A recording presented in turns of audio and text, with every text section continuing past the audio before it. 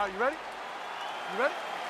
All right, so the fight is now underway. On one side, you have a fighter who does everything well, taking on a true grappler on the other side. Going to be interesting to see how long he can keep it up for. I mean, Damian Maia may be the most specialist type of grappler in the UFC. This guy resembles him in a number of ways. Let's see how he manages this fight against a guy that can do just about everything inside the octagon. Oh, big punch land. All right, he engages in a single collar tie here. Glancing right hand lands upstairs.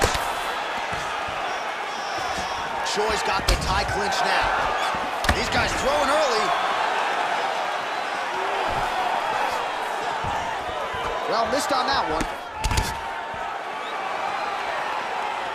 Choi's kick to the body is blocked. And potentially a critical takedown here. Choi gets back up again. Oh, and he connects with a punch there, DC. You gotta like what you're seeing thus far. I mean, the speed at which he throws is crazy. Well, perhaps a sign of things to come as he lands a kick there. Nice kick landed by the gentleman.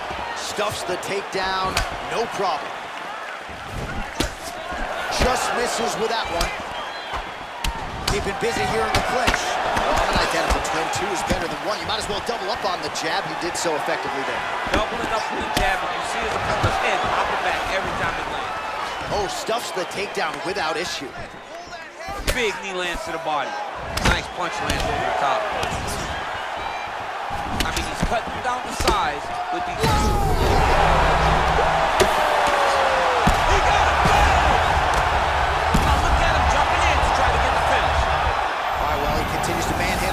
Ground now, maybe trying to get to a choke position here, DC.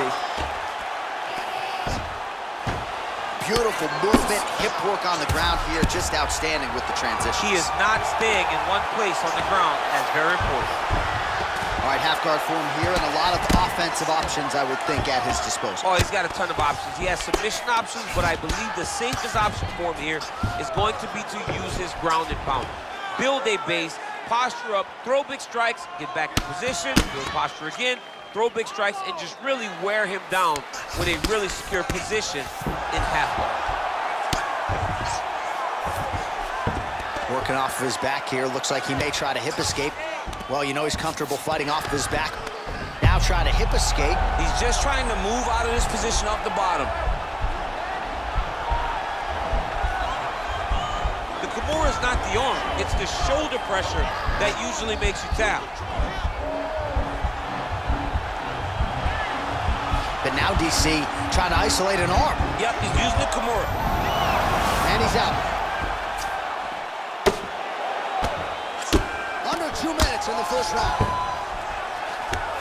Connects with a right. Pretty good ground and pound by him here. He told us on Thursday he needed to be more effective in these situations. Certainly effective tonight. Many people have gone away from this style of fighting. This man has embraced it, and you are seeing why he's one of the best that we've seen do it in a long time.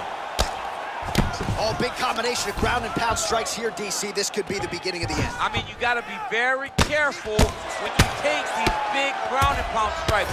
You need a controlled posture on the bottom, and if you're the top guy, the guy that's looking to finish, continue to gain posture and rain down big strikes on your opponent.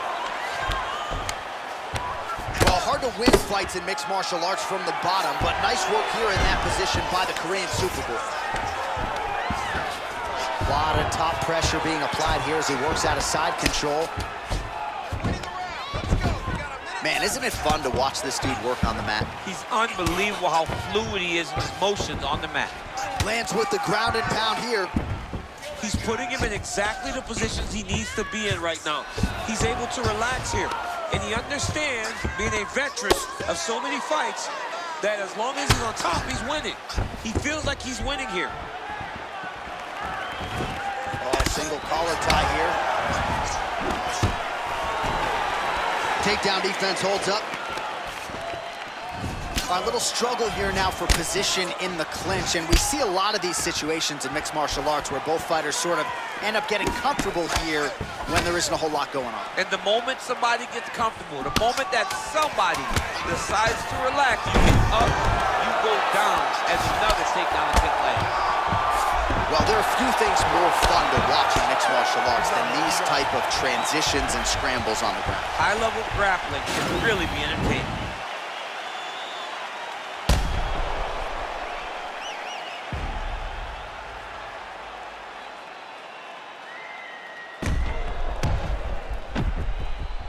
All right, so that's the end of the round. A lot of highlights from which to choose, but his success in that round certainly rooted in his offensive takedown game. And that's what he does, right? He's a grinder. He's the type of guy that wants to get a hold of you, drag you to the floor. It doesn't bother him that much if you get back to your feet. He just wants to continue to make you work the entire time because he understands this type of grind most guys can't keep up with. Nice strike.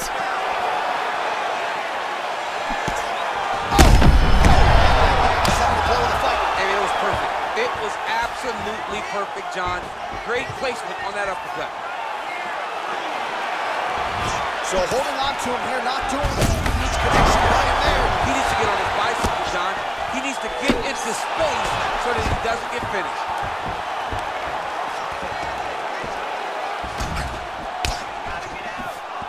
Big kick lands.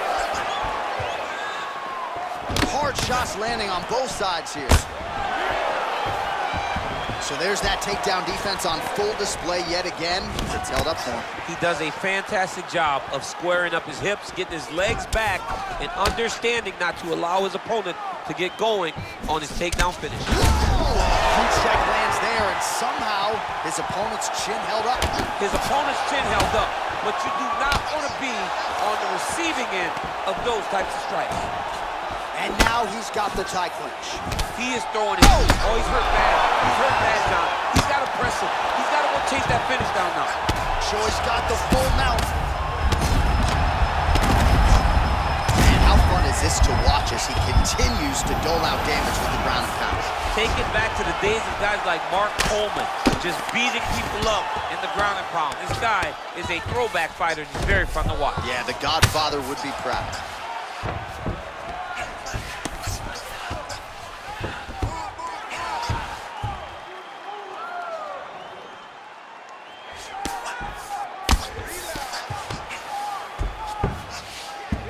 All right, he's got side control here, DC. You know, he's got a lot of different submissions in his arsenal once this fight gets to the ground.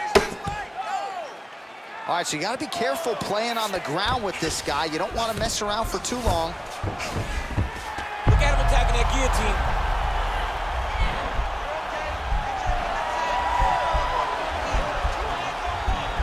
Watch guillotine.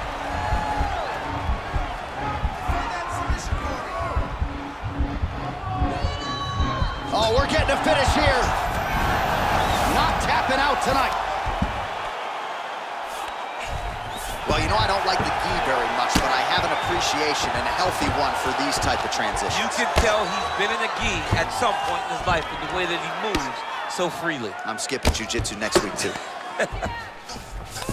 All right, he's trying to control posture here. Now trying to hip escape. He's just trying to move out of this position off the bottom.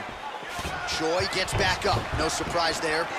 Man, as he landed a high volume of strikes here in round two, definitely picking up the pace after round one. So he got the message from the corner, and now he is taking control of this second round. Huge right hand! Oh, and that is it. The referee has seen enough, and maybe so have we. Your winner by TKO. That was a great performance. Way to land those strikes and go and chase down the finish when you get an opportunity. All right, let's get you some replays now. Certainly a lot for our replay guys to work with in the truck. This was a clinic tonight in terms of mixed martial arts acumen in every realm of the game. A full-on display of all of his skills. He did everything in this championship-winning performance. He used his wrestling. He used his elbows. He used his pace and pressure to really wear down his opponent so that he can get his hand raised. All right, Bruce Buffer has the official decision. Here's Bruce. Ladies and gentlemen, referee Dan Bergliata calls a stop to this contest at 3 minutes, 14 seconds of round number 2. Declaring the winner by knockout and still the undisputed UFC lightweight